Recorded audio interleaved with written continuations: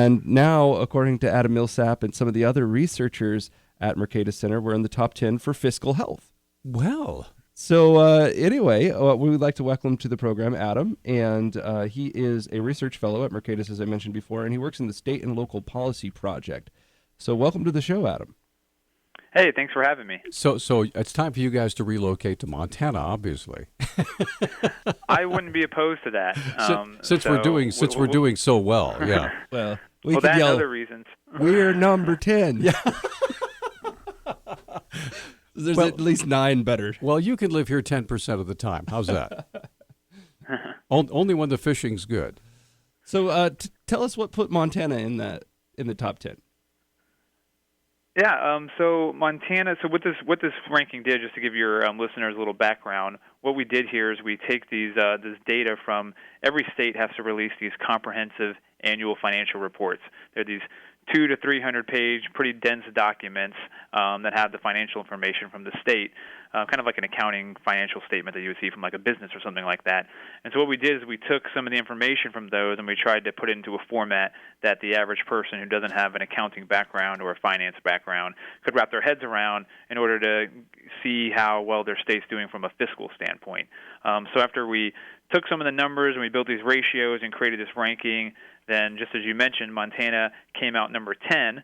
It's actually doing pretty well across, so there was 5 different metrics that we focused on, and Montana's doing fairly well on all of them. It was in the top 10 for 3 of them, and then the lowest one it had was 38th, and that was in trust fund solvency, and what that's looking at are things like pensions, how well are pensions funded, and other post-employment benefits. So it didn't do quite so good there, but that's not to say that's not really unique to Montana. Most states aren't doing well when it comes to funding their pensions. So in the 5 categories, where do most states take a dive? Where do they fall off your list? So one thing where Montana is doing especially well is in things like the short-term things, so like cash solvency. So Montana has a pretty good cash position. It has a substantial rainy day fund relative to most of the other states. And so this is good in case that there's like a short-term downturn in the economy or something like that. So if we run into another contraction or recession in the near future, Montana has money on hand that it could kind of weather that recession without raising taxes or engaging in any kind of like drastic spending cuts. So Montana did really well there. It was 7th, and that helps out their score a lot. It also did well in long-run solvency, so it doesn't have a lot of debt relative to its assets even in the long run. So it does a pretty good job of borrowing, and whatever money it borrows, using it to fund assets and infrastructure and things like that, rather than to close budget holes like some states do. Well, Adam, one of the things about Montana is we rewrote our Constitution back in 1973, and in that Constitution it requires a balanced budget with what they call a rainy day fund. So it's right there in the Constitution, so we should be doing something about it. Yeah, that's absolutely true. A lot of states actually have those same rules, though, and there's different ways that they get around those. So a lot of the balanced budget rules, you have to have a balanced budget, but that doesn't mean that your tax revenue has to equal your spending. You can close that hole by issuing debt. So you can have a balanced budget, but the way you get that is by borrowing. It'd be like a regular person who balances their budget at the end of the year by charging a bunch of stuff on their credit card when they don't have enough cash on hand to pay for the things they want. So Montana, though, seems to be doing a much better job of actually going with the spirit of the law, making tax revenue equal spending rather than just the letter of the law of just balancing the budget and using something like debt to close a short-term hole. Well, considering the fact that Montana ranks 49th in annual per capita income throughout the country, we don't have a credit card, Adam. we stole it. We store it under the pillow. Anyway. That's not really a bad thing, though. Somebody else pointed out, another researcher pointed out when they were looking at our study, is that a lot of the states that do poorly in our ranking, Connecticut, Illinois, New York, New Jersey, are actually some of the richest states in the country. So, it's kind of like when you hear about football players or entertainers going bankrupt. Having money is not enough to have a good fiscal situation. You also have to watch the other side of the ledger and watch the spending. So even though Montana may have low incomes, they do a good job of living within their means, and that's a good thing. Let me ask you another question along these lines. So I'm looking at the top 10. In the top 5, you've got Alaska, Nebraska, Wyoming, North Dakota, South Dakota. Of course, Montana, we've already mentioned, is in the top 10, but many of the states that apparently are in the top 10 are resource-heavy states. whether that be coal or petroleum or other types of natural resources. And as we all know, those natural resources kind of go through cycles. Sometimes there's boom and bust cycles on those. Right now we're getting into a bust cycle on coal, it looks like. I notice here locally there's lots of coal trains that are empty. That means that likely we won't have this huge surplus in the coal tax fund coming up, and we're already expecting next year's budget to be a lot tighter than last year's budget. That's a very excellent point. You're absolutely right when you look at the states in the top, and part of the reason is because of the cash solvency I mentioned earlier. That was weighted very highly in this particular study that we did, and the reason we did that is because we gave states the benefit of the doubt that they could deal with their longer-term issues.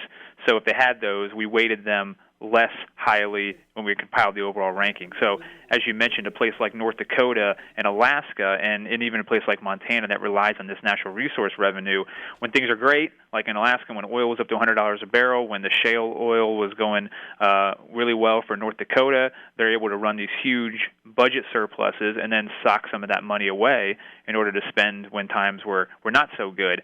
And as you said, it looks like even in North Dakota, I know they're having the shale bust right now. Some places in North Dakota are running into some budget issues. And then as you said, Montana, I saw that coal is down in Montana right now off of the pace previously. It was an article written just a couple days ago that said coal mining was down, and that was going to start impacting their budget here shortly. So you're absolutely right. When these natural resource states, when coal and oil are high, prices are high, it's great. But when they're low, it can really impact their budget. Adam, we're up against a break, and I just wanted to let you know I had two news stories this morning from our neighboring state of Wyoming, which is much more even coal-heavy even than Montana. And their universities and colleges are facing massive budget cuts. We're talking, like Wyoming, University of Wyoming is going to have to be firing professors and shutting down departments, and because they have depended so heavily on coal money over the years, and now it's not there anymore. So I'm sorry. Go ahead, John. They're number 3, by the way, on this study. Yeah. So we're going to come right back. If you have a question or comment, give us a call. Adam is here to take your calls and discuss all this with you from the Mercatus Center. Give us a call, 721-1290. We'll be right back. Okay, welcome back, everybody. It's Talk Back. I'm Peter Christian, John King over there. We're talking with Adam Millsap, Research Fellow at the Mercatus Center. He's with the State and Local Policy Project. Oh, we're getting a phone call right now. So let me ask you this, Adam. As when you do your studies, do you ever cast forward at all to see where particular states might be in the future, or are you just looking at what exists right now? So yeah, we haven't done any kind of projections, and those are always very difficult. Like you said, you never know where it's going to go with oil prices, what kind of laws states are going to implement. So yeah, we haven't tried to do any projections. We're mostly looking at the data that they've already collected and what they've done so far. But in this case, I think that's useful because a lot of the things we're looking at, especially when it comes to things like pensions, which a lot of states are struggling with, these are kind of structural problems that aren't just going to go away in a couple years. So looking at them now and identifying them now puts them on the radar so that taxpayers, can get in touch with their local politicians and say, hey, what are you guys doing about this? How can we fix it? Especially if it's my pension. Yeah. Let's go ahead and get Mark. Well, let's get Mark on the line. Mark, you're on with Adam Millsap. Go ahead. Hello, Adam. I got a question. Have you applied your studies to countries like the U.S. compared to other countries, and how we're coming out, I think, pretty badly compared to the last 12 years? So we haven't done a study like that looking at the U.S.'s fiscal position. Yeah, thanks for the question, Mark. Looking at their fiscal position, I know there are some studies out there that do that. That's not our particular area of expertise. We mostly focus on the U.S. and then the states and the local governments within the U.S. But I would agree with you. It would be interesting to see how well the U.S. is doing compared to some other states. Although, Europe is pretty bad as well. So it would be interesting to see where the U.S. actually ranks, though. I'm curious. Why do you think it looks like there's a geographical component to the states that do successfully? I tend to think it's not just natural resources being a part of the picture, but I think when you look at the map that you guys have, the blue being those states that do well and the red being the states that do poorly, you can draw a red ring of fire around the coast where the states do poorly, and you can draw a big blue dot in the Northwest, and including Alaska, where states are doing very successful as far as fiscal health is concerned. Why do you think that is? That's an interesting question. A lot of people bring this up, and I don't know that I have a complete answer, but I think my hunch is just coming back to this idea that when you have high incomes, when you do have a lot of money and you think there's a big tax base there to tax, that you tend to try to grab that revenue and you tend to spend it, and you don't do a very good job of maybe telling the taxpayers exactly what you're spending it on or how much it costs. So I think a lot of times places, they demand these public goods and these government goods and services, and they say, we want this and we want that. And the politicians, in an effort to give them everything that they want in order to get elected, don't do a good job of actually explaining the price tag and saying, okay, well, we can provide this at the government level, but this is what it's going to cost. And so when they don't do that, they kind of hide the cost and try to pay for it with these like gimmicks and these bonds and everything like that, and then eventually that stuff starts catching up to you, and I think that's what we're seeing in places like Connecticut and New Jersey right now. Go ahead. I'm sorry. Please. Go ahead. No, I was just going to say, one of the things you mentioned as far as one of the failures, if there is such a thing in Montana, is our pension system. And I think the whole idea of pensions, for many who are entering the job market right now, they're saying, what in the world is a pension? You know what I mean? Because most of they have no idea what a pension is because they don't work for a company that says they have a pension. So you might want to just explain exactly what that's all about for folks who are just entering the job market now wishing, gee, I wish I had one of those. Oh yeah, absolutely. It's becoming much more of an antiquated idea here in the U.S. The idea of a defined. So how we think about these defined benefits pensions. So what it is that the benefits are set, and then it's the responsibility of the state to set aside enough money in order to pay those benefits in the future. And most people, when they have a 401k, it's a defined contribution plan. The company tells you how much they're going to contribute, and then the worker contributes some themselves, but there's no guarantee of what that's going to turn into in 30 or 40 years when you retire. So that's the main difference there. And so states and local governments tend to do the defined benefits rather than defined contributions, but that's a hard thing to project. You don't know. It's a hard thing to try to estimate what your returns are going to be on your investments, how much you're going to make in the future, how long people are going to live, so how much money do you have to save in order to make sure that they have enough money throughout their entire retirement period. Populations change, so if you're in a state that's declining in population potentially, well, now you promise this larger workforce all this money, but if people are leaving, you're spreading that out over less taxpayers. So all of these kind of uncertainties go into these defined benefits plans, and states are just starting to realize, hey, we haven't been putting enough money aside in order to pay all these benefits out that we've been promising. Now, if all this goes the way it seems to be headed, Adam, do you think that many states will actually be facing bankruptcy over this whole pension deal? Yeah, so that's one of the $1 million questions that people are trying to look at, people that look at this issue even much more than I do.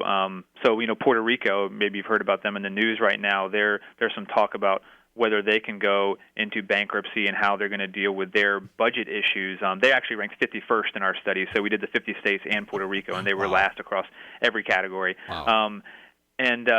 Yeah, so there's some questions about what they're going to do. Right now, states aren't allowed to declare bankruptcy. They're not legally allowed to do that, but there's questions about whether Congress will try to change that, and Puerto Rico right now is kind of setting a precedent, so it'll be interesting to see how Congress deals with Puerto Rico, and if they do allow Puerto Rico to do something like declare bankruptcy, is then a state like Illinois or a state like New Jersey, are they going to fight for those same kind of rights in order to get rid of some of these debts on their books? I want to read through some of the bottom of the list here. I'm just like... pick the scrum off the bottom of the boat here. So we got Puerto Rico's the 51st, then Connecticut, Massachusetts, New Jersey, Illinois, Kentucky, Hawaii, California, Maine, New York, Maryland. Wow. All right, when we look at these, I'm thinking these are all run by Republicans, heavily leaning conservative states. No. I guess that was my question. Why does it seem that a lot of these dark blue states, as far as political affiliation go, seem to be in the red when it comes to finances? I think a lot of it goes back to the kinds of policies and stuff that the two different political parties usually propose. So at the risk of being too blunt, it tends to be that, and I'm not sure if this is true anymore, but the mythology around the two parties is that, the Republicans are the party of small government and less government spending. The Democrats are the party of a social safety net and more government spending, more government services, things like that. So I think people have somewhat sorted themselves into the states that provide the level of government services that they want. So I don't think you can push the blame all on the politicians, because a lot of times they're just responding to voters and the people that vote. And so I think in these states, as you alluded to, the Connecticut's and the New Yorks and the New Jerseys, you got a lot of people there that like the government to do a lot of stuff, but they don't seem to want to pay for it all. And again, maybe that's just because they want to try to get as much as they can without paying for it, or it's because the politicians have done a bad job of actually expressing to them, this is how much this costs, and this is how much your taxes are going to need to be if you, in fact, want all of these services. For whatever reason, that hasn't been done, and so now those states find themselves in this really big fiscal hole. Okay, we're going to take a break. Come right back. Adam Millsap joining us from the Research Fellow at the Mercatus Center. We'll be right back.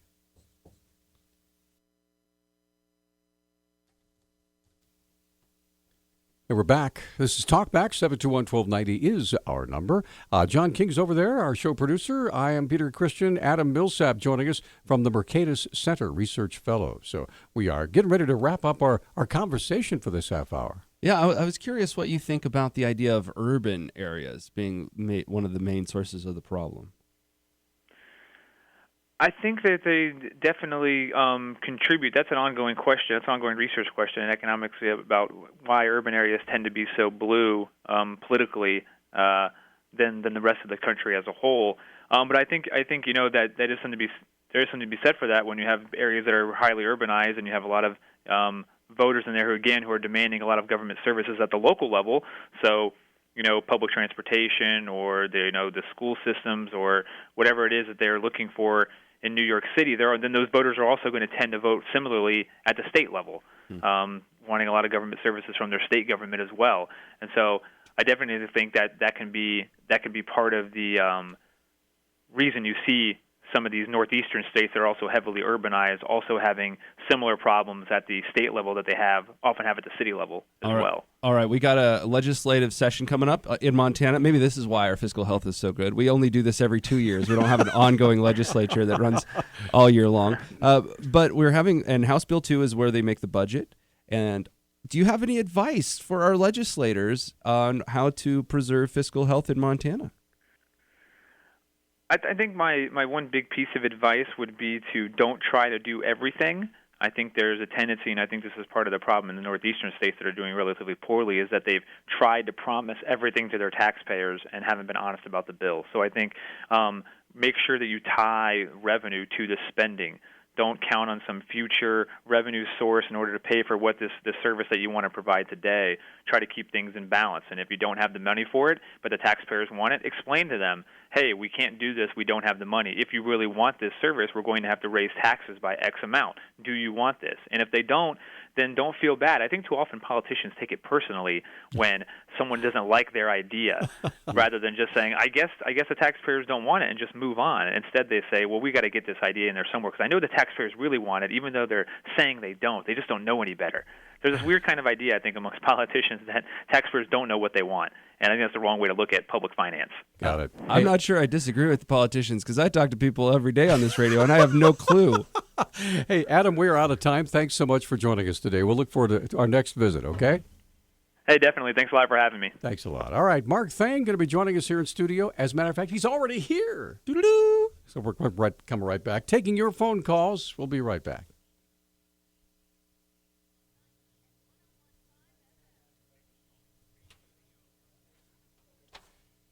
Hey, welcome back, everybody. It's the Thursday edition of Talkback, brought to you in part this morning by AAA. AAA pays for itself with discounts on big brands. Join now, get yourself a free canvas tote at AAA.com/Montana. Solway Armory on Stockyard Road. More guns and ammo than anyone in Missoula. They are Montana's premier firearms dealer. Transport Equipment, your headquarters for RV service, maintenance, and repair. Give them a call, 541-9097. Diggett Excavating, bringing 30 years of excavation excellence to every job. Call Glenn, 214-4292.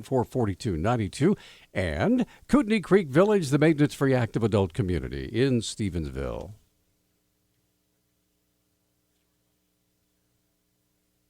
Okay, once a month, we invite one of our community leaders to come into the studio, and he is Mark Thane, the superintendent of School District 1. Welcome, sir. And I noticed for the very first time in our studio, ladies and gentlemen, this is could be a hallmark. No tie today. Summertime, it gets a little warm in my office. I thought I'd take advantage of the opportunity to dress down today. Lowered expectations. There you go. So it is summer, and I assume that the school district had some turnover. I know my daughter's beloved teacher, Mrs. Kaplan, is retiring, and she's actually going to go teach in another country now. But True, in Ecuador. yeah. Anyway, I was wondering if you could just kind of fill us in on what are some of the changes as far as staffing is concerned. Certainly. We actually, because of the way our collective bargaining agreements work, really try to encourage those staff members that are retiring to notify us early so that we can go through an in-district transfer process. So we provide what's known as an early notification stipend. We give people $500 if they let us know by March 1st if they're leaving. So Wow. We had 24 certified staff members who announced their retirement this year, so those would be largely classroom teachers, and 14 classified, which would be secretarial, custodial, paraeducators, those kinds of things.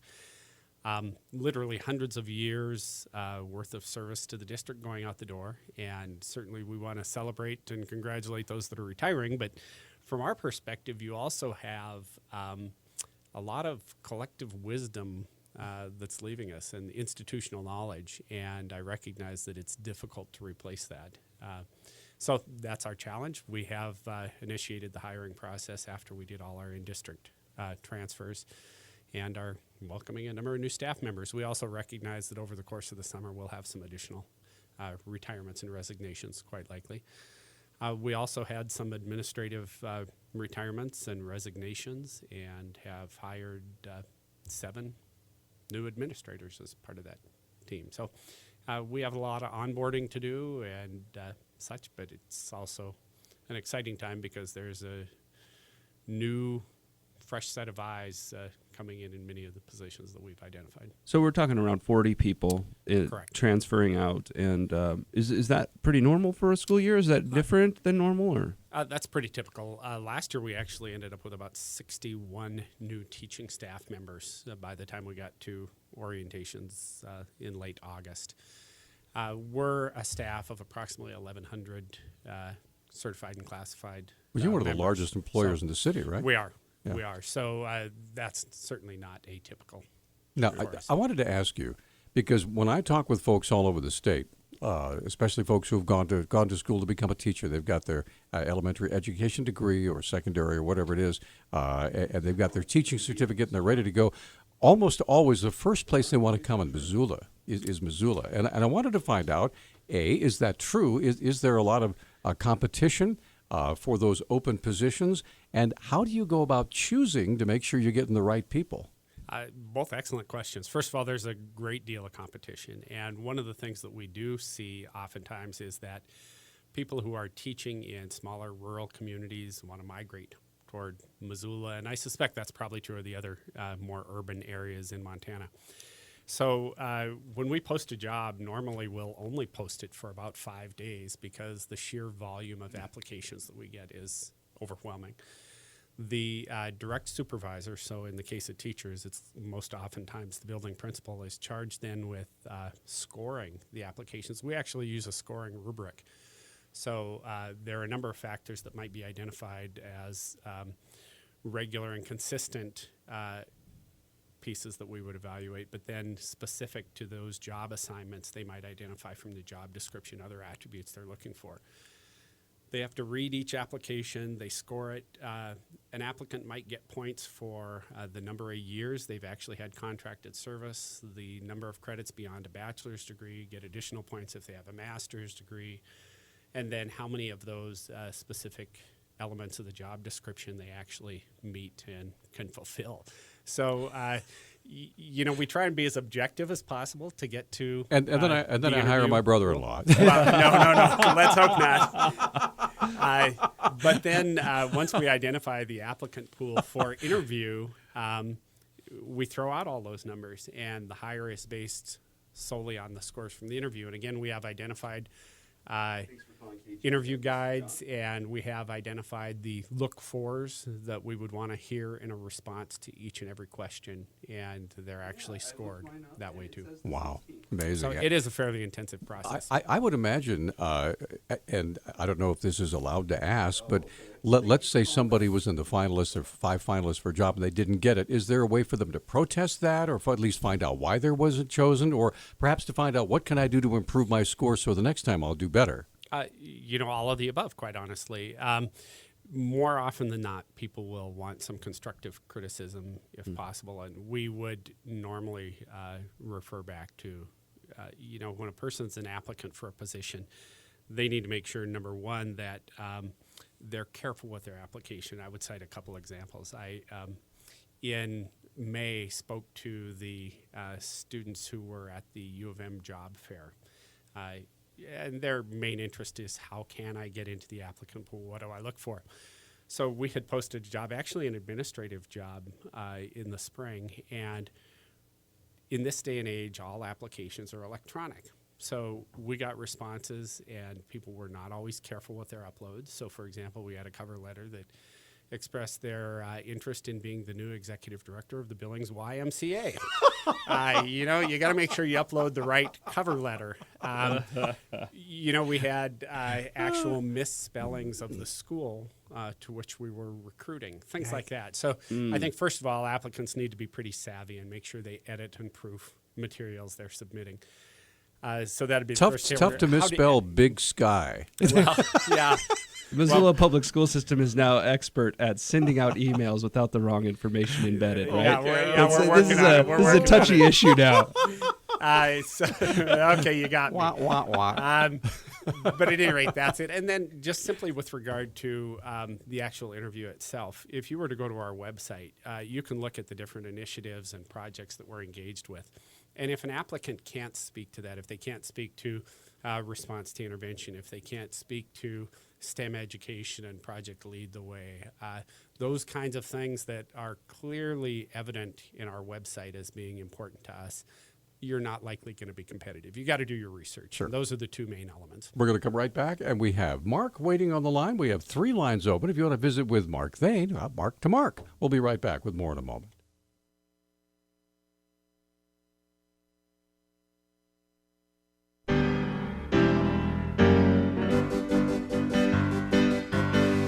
Hey, we're back on Talkback, 721-1290, 1-800-568-5309 is our number. Mark Thane joining us here in the studio. Let's get right to the phones and say good morning to Mark. Mark, you're on with Mark. Go ahead. Hello, Mark. Congratulations. I heard that one of your schools is going to go full immersion in Spanish. So my question is for parents and visitors that go to the school, can they get like a 1-page, 2-page handout of common phrases in Spanish so we try to blend in with the students?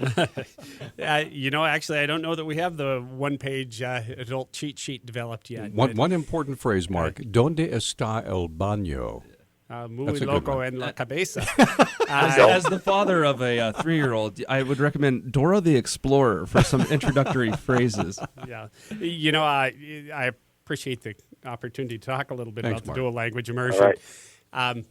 The program actually involves students in grades K1 and 2 having half of their day with Spanish instruction. And when we say Spanish instruction, it's not what most people perceive, where you're teaching Spanish language for the sake of Spanish language. What you're doing is teaching some of the content, what might be social studies lessons, for example, in the target language, which in this case is Spanish. So the students are still meeting all the same learner outcomes that are identified in our curriculum documents, whether it's science, math, social studies, English language arts. It's just that a portion of their day is spent with the teacher actually speaking in Spanish while he or she gives the instruction. And that's not done simply to learn how to conjugate verbs in Spanish or whatever else. It's social studies content or math content being taught in that target language. So it's an authentic use of the language, much like we would teach an infant to begin to speak English by just utilizing English all the time. When you get to 3rd through 5th grade, then those students will actually rotate through 3 different teachers over the course of the day. And 2 of those class periods would be taught using English as the language. For example, their English language arts and their math, maybe. Whereas 1/3 of the day they'll be spent again receiving content area instruction, with Spanish being the vehicle for delivery of that content. So social studies might be taught in Spanish. So again, when I was in high school, they taught Spanish in isolation when I took my 2 years of Spanish, and it was largely grammar-based. Here it's more developmentally based, and it's regular content being taught through the vehicle of another language. And which school is this at again? Paxson. Paxson. Now these kids are going to grow up, I hope, eventually, and get to middle school and high school. Yes. Are there plans for future immersion programs that involve schools other than just Paxson for these students to go into? At this point in time, there aren't any other schools working on development of immersion program. But what was interesting to me is last year, with the incoming kindergarten class at Paxson, 94% of the parents requested the immersion program. Wow. Prior to that time, prior to this year, we've utilized a lottery to identify who gets in and who doesn't. And given the overwhelming demand, it just made sense for us to say this is an opportunity we should provide to everybody. So beginning in kindergarten, half their day will be in English, half their day in Spanish. I suspect that there will be essentially community demand for consideration of language programs. We're one of the few countries in the world that does not routinely introduce a second language in the early elementary grades, and that's when research would tell us it's most effective to begin that instruction. Are there other languages and other schools that are looking into developing? I would say the next closest in all likelihood is Lewis and Clark Elementary, and right behind them Franklin Elementary. They're working on development of the International Baccalaureate program, and one of the components is a world language instruction component. And Lewis and Clark also identified Spanish. Of course, that's far and away the language that is most frequently requested across the country. And given the Hispanic population's expansion across the country, it makes a lot of sense, I think, to look at Spanish. Franklin's in their initial phases with International Baccalaureate, and they'll make determinations about their language and language instruction. But it's kind of a cultural language presentation in the elementary schools. And right now, Paxson is the only public school in Montana, right, that offers this? That's actually somewhat of a misnomer now, because we do have a couple reservation schools that are working with their native language. Sure, like across the Salish or state. something? Right. Uh-huh. And so actually a couple of those schools have visited Paxson to look at the model of delivery to influence their practice. So native languages on the reservations, I think, will be important. But in terms of, say an urban-based school, we are unique in Montana in that regard for a public school. The state of Utah actually has a mandate with regard to languages, and they're the area where language immersion is probably most significantly implemented. Minnesota, especially the Minneapolis-St. Paul area, is very heavily into dual language immersion programs. So happening with much greater frequency across the country. So did we use Utah as a template for developing Paxson? We did, actually, and a number of our staff members for 3 summers now have gone to a dual language immersion institute in Salt Lake, and that's where we've developed the model. Okay, we're up against a break. 721-1290 is our number, 1-800-568-5309. Or you can make a comment on our Facebook page, and we'll come right back. We have 3 lines open if you'd like to get in touch with Mark Thane, Superintendent of School District 1. I bet I know. Hey, we're back on Talkback. 721-1290 is our number. John King is right over there. I'm Peter Christian.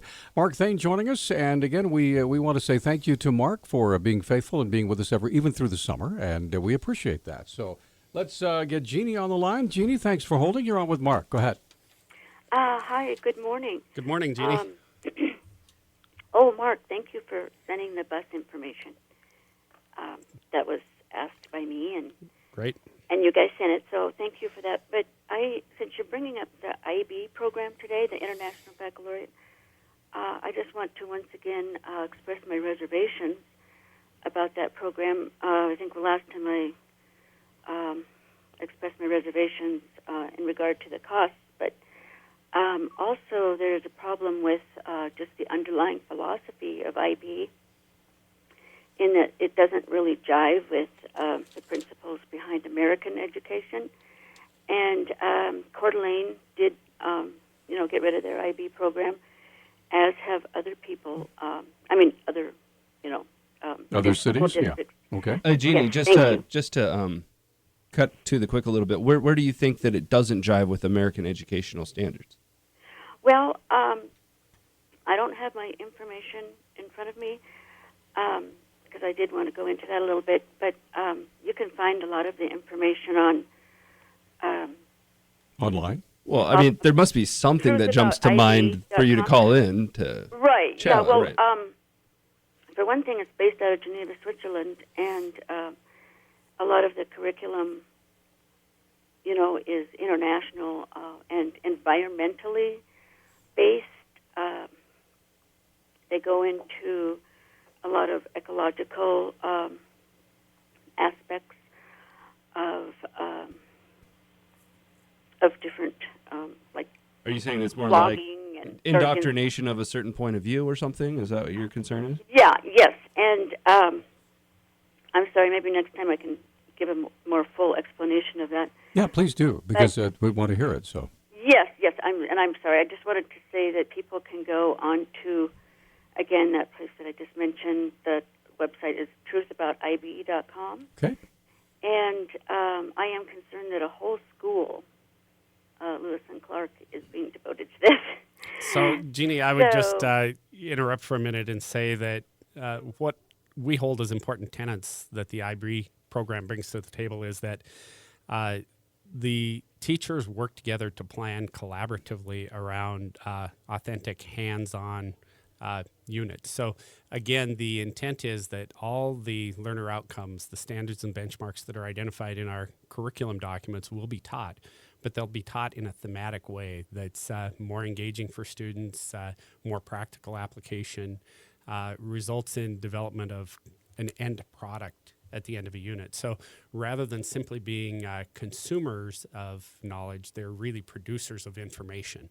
And I think in this day and age, that's where we want to take our students, not just to be able to recite facts, multiple choice, that kind of thing, but actually to take the information that they learn and develop something and present something. And so it's a different way of approaching instruction. I don't think Can I ask, is that happening? You bet. And I would say that you could take a look at Lewis and Clark, for example, and they're a year ahead in terms of the implementation. And the teachers being able to take content and develop with the students an understanding of the relationships between what they're developing in math and what they're developing in science or social studies, and bring a context to it, and take those very disparate curriculum areas that we teach in isolation and bring it together to come to a more full understanding of the interrelatedness of all those topics. And the kids respond to it really well, the communities responded to it really well, and I've just been very impressed with what I've seen instructionally. One of the things that we went through this past year and the year before was the Smarter Balance test. Correct. How did we do? I don't think we ever got the information from last year's. Are we going to get the information from this year's? We will get the information from this year. First of all, quite honestly, it's been a rocky implementation with Smarter Balanced Assessment. They had some problem with some sort of a website, I think. They had a huge problem technologically a year ago. And so the history, we were part of the pilot 2 years ago. So we took the test, and it really afforded us the opportunity to test our technology and whether or not we could deal with the massive numbers of students that were taking the tests. We didn't get specific results back from that. So if you go to the OPI websites and look at the assessment data, you look at data that's 3 years old. Last year, then, there were major glitches with the company because nationally, all kinds of school districts and states were coming on board, and they didn't have the testing capacity through the websites to deal with the influx of information. So there were questions about the validity and reliability of the data that was gleaned. Lots of kids, for example, were dropped in the middle of assessments. The conditions for the testing were horrible. This year, we've had a clean administration of the tests, and it looks like everything's good, but we don't have the data back yet. The testing window closed I believe it was the 3rd, maybe even the beginning of the 4th week of May. So all the data's in. We're waiting for Smarter Balance to generate then for us the outcomes and results. And we hopefully will have them during the month of June. Last year it was actually about November before any data was released to the state, and it was early January before we got any data. And it was all with the caveat that, there was recognition that the testing conditions were not met. Now, we've seen ACT and SAT and all Right. these other tests be graded, right? You bet. You run the thing, and it counts the dots. Some dots are wrong, some dots are right. You get it back in like 40 minutes. You can get the results if you need to. You sure should. And the difficult part is if there's a large section of writing portion, right? Absolutely. Now, is there a lot of writing in the Smarter Balance test? Is that what's taking up the time? There is some writing. There are also some problems that they actually assess on a rubric again, what your process is in constructing your response. They're called constructed response problems. So it's not just traditional mark a bubble on a multiple choice, although there's a fair amount of that. But there are the constructed response items and the essay items. And I'm assuming the essay stuff is all keyboarded, right? It is, Yeah. which is a whole nother issue because, quite honestly, it forces you to start teaching keyboarding at a much earlier age. And that's appropriate because right now most kids are on computers at an early age in their homes. As long or as at school. they just use their thumbs, they're okay. Their thumbs. But, they develop habits that are difficult to break, whereas most of us probably started taking keyboarding before we actually utilized the tools. Right. Here they're utilizing the tools before they get formal instruction on how to keyboard. We're up against a break. All 4 of our lines are open. You want to visit with Mark Thane, give us a call, 721-1290. We have some Facebook comments. We'll come right back with those. And whatever. I also want to get an update on the construction. Things are already underway, and we're going to talk more about that as we continue.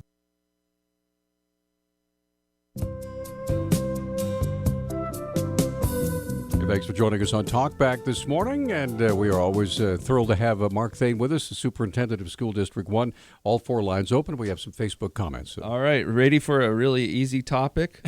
Certainly. Refugees, here we go. Elena wants to ask, regarding the refugee resettlement in Missoula, was the Missoula school system involved with the International Rescue Committee in preparing a reception and placement abstract? We have not been formally involved. We have actually met with some representatives from the IRC because they had questions about what the potential impacts would be on our school system and what our response would be. My basic response would be that we will serve all students that come to our doors and legitimately register. We have been impacted over the years, certainly with refugees, despite the lack of an IRC office in Missoula. We also are impacted by the children of international students and faculty at the University of Montana. So this is really not new for us. And again, we have a history in this community going back to the late 70s, early 80s with the Hmong population, and probably the late 80s, early 90s with the Russian immigration. And we have worked to set up systems to accommodate any of those learners with divergent needs when they've come into the community. So at this point in time, we're not aware of any impact. I don't know that any families have actually been resettled in Missoula at this point.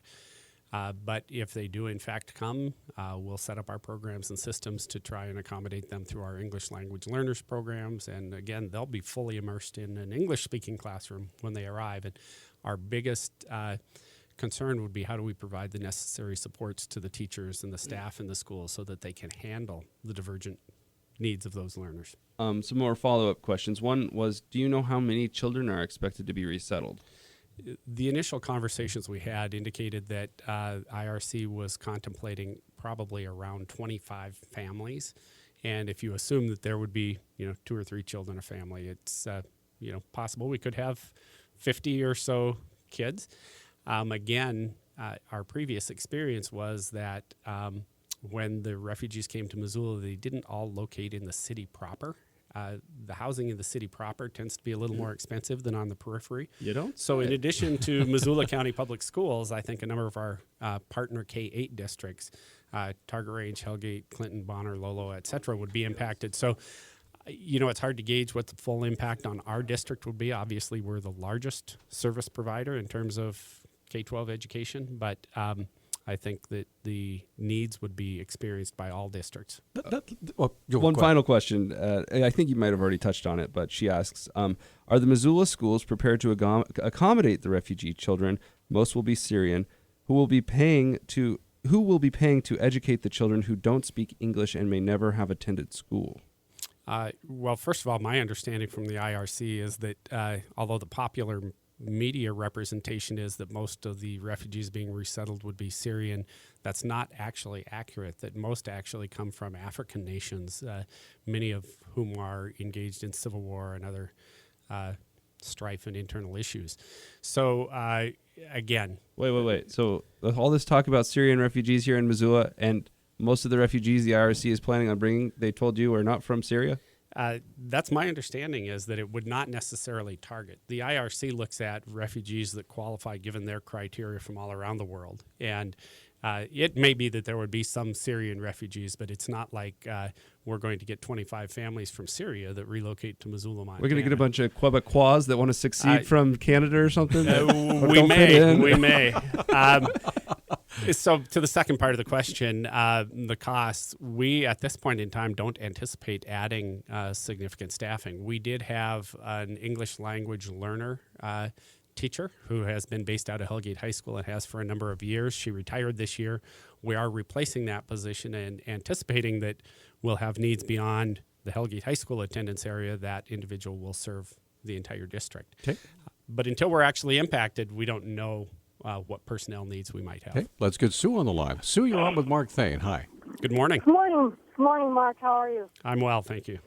Great. So I was just wondering about if you could talk a little bit about the new principal and vice principal at Hellgate High School. And I was very happy to hear that you hired the fellow that had to fly off to Denver and miss the parent meeting at Hellgate, because I've heard really, really good things about him. So could you talk a little bit about that? Certainly. Thanks, Sue. We have two new members of the administrative team at Hellgate High School. Judson Miller is currently a high school principal in the western part of the state of Washington. He actually has Montana roots, although I hesitate to say they're MSU roots. But at any rate, he, as a personal and professional goal, wanted to get back to Montana, and it's great to bring somebody with his level of experience and enthusiasm, having served as a high school principal in a school that's slightly larger than Hellgate. And as you referenced, we had the opportunity not only as a district team to meet him through the interview process, but the staff and the parent community participated in forums, and he clearly stood out. Excellent candidate, and we're really excited to have him on board. One of the other candidates that we interviewed as 4 finalists for Hellgate is Nick Latch. And Nick Latch actually is a University of Montana kid who's been down in Colorado and looking to continue his professional career here. And although he was not the successful candidate for the Hellgate principalship, shortly thereafter we opened the assistant principal position, and he did apply. He's currently an assistant principal in Colorado, and he was the successful candidate. And he, again, brings a great deal of background knowledge, enthusiasm, and he and Judson Miller both have been in the community in the last couple of weeks looking for housing, et cetera, as they prepare to transition their families. And we had some meetings with them, and I'm just really excited about what they bring to the table. I think they'll be a great addition to Hellgate High School. Okay, we're up against a break. 721-1290 is our number. We probably have some more Facebook comments, and we have 4 phone lines open if you want to visit with Mark Thane. And when we come back, I definitely want to get a construction update, because there are local folks, local workers in almost every building trade that are hard at work right now, and I think that's a good thing. So we're going to come right back with more of Talk. Hey, we're back. This is Talk Back, and we are thrilled to have all of you along with us this morning. And let's get right back to Mark Thane, who's the superintendent of School District 1. Go ahead, John. Sure. If you want to go to my topic. My topic is actually about the legislative committee that you went to recently. I understand that there's been some controversy in Montana about how to deal with special needs kids, and that the rise of meth and drug use has made more children that need special help, and that we're having trouble funding them. I was hoping you could kind of express some of the difficulties that were went over in that meeting. Sure. The interim legislative committee on school funding met Monday in Helena. They actually meet every 10 years legislatively to review the funding formula and take public comment, et cetera. They really are looking at facility construction. It's interesting because the state constitution guarantees equity of opportunity to education for all students in the state of Montana. Some school districts, like Missoula County Public Schools, have been very fortunate in that the voters have passed levies in order to upgrade facilities, et cetera. Other communities aren't so fortunate, despite repeated attempts, may not be able to upgrade their facilities. Take a Lolo is Yeah. an example. So there's a question about should the state be engaged in supporting, at least at some level, facilities. And there is some state money, it's only $5 million this biennium, that goes into a debt service fund to assist all those districts that might be engaged in facility work. You look across the state at the number of bond issues that have been passed, $5 million doesn't go very far. You start spreading it out. So they're talking about those issues. Special education was a huge issue, and we see across the state, and it's true certainly in our district, the number of students that are highly impacted are significant. And whether or not it's substance abuse in utero, et cetera, that could be debated. But the reality is we're seeing a lot more students with needs, a lot of students with social, emotional, behavioral needs, and those students require a lot of direct or one-on-one support. Well, when you say a lot, I mean, is it more than it's been in the past? I mean, give us some kind of without framework. a doubt, more. So I can explain that this year we adopted our fiscal year budget in August, which is statutorily required. After the adoption of the budget, through the course of the school year, the number of students who required direct one-on-one supervision from an adult required us to hire 12 additional paraeducators, essentially to work side by side with students to help them take advantage of the educational program. Those 12 positions were not contemplated in the budget when it was developed, and so it's to the tune between salary and benefits of over $200,000 that it impacted us this year. That story is repeated across the state. The directors of a number of special education cooperatives across the state provided testimony in Helena about how they've been impacted. The caseloads continue to climb. We're at a point now where I am speculating here, but I would say probably in excess of 10% of our student population has an individualized education plan because of some need or another. Some of those might be relatively simple. It might be young children with speech language needs, that kind of thing, to students that are very medically involved, medically fragile kids, to those students who have social, emotional, behavioral needs or cognitive delays. But it's a significant portion of our population. No, Missoula has never passed a bond to cover this. And I assume the state doesn't have funding all for this. I was wondering how this is getting taken care of. Largely, it's coming from our general fund budget. The state support for special education is one of the areas that's identified in the state funding formula. It's not, however, self-executing like the other portions of the formula. And what I mean by that is there's an inflationary factor built in with most other areas of the budget. That's not true with special education. That will be something before the legislature in the next session. But special education funding has not increased despite the increase in caseloads. And what we're seeing in rural Montana, you might have a need for a physical therapist for a single student in a small rural district. They can't go out and hire a physical therapist just for one student. So they've developed special ed co-ops, and multiple districts essentially pool resources in order to provide the necessary services. And those professionals become itinerants and travel from district to district. Unfortunately, what we're finding now is because of increased caseloads, not dissimilar from what we experienced in Missoula County Public Schools this year, many of the state's special ed co-ops found themselves in the red and are in danger of having to disband unless their revenue stream changes. We're obligated by federal mandate to provide services to those students with disabilities, and if those special ed co-ops in the rural areas dissolve, they're going to be in a world of hurt trying to recruit and meet those professional service needs of the individual students. Again, we're in an urban area. We have a lot of professional service providers, so we're much better positioned to meet those needs, but addressing the costs of those needs is significant. Jeannie referenced in her earlier comment about busing, and we did send her the figures after last month's show, but we do spend a fair amount of money on busing, and I want to provide a little context to that because people have a perception that that cost is simply because we're picking up students in a neighborhood and getting them to their neighborhood schools. Well, there are a lot of other mandates that come into play. One of the things we assess with each special needs student is whether or not they require specialized transportation.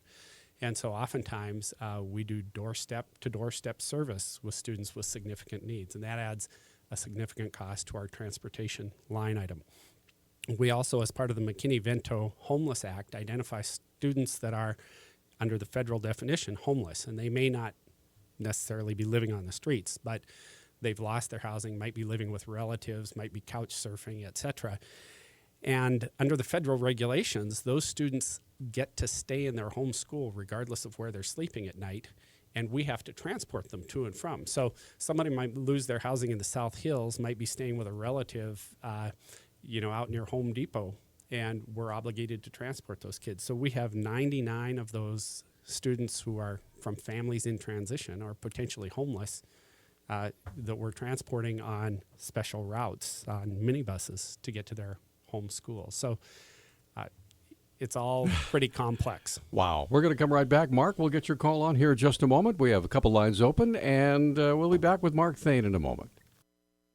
Okay, just a few more minutes left in our fabulous radio program here this morning on Talkback. John King, I'm Peter Christian, Mark Thane, and let's get right back to the phone. And Mark is on the line with Mark. Good morning, Mark. Morning. I got a question. I think public schools are more important than universities, so in my thinking, the public school budget is bigger than the university budget through the state. What are you saying? That the state should no longer fund universities and take that money instead and give it to the public schools? Yes.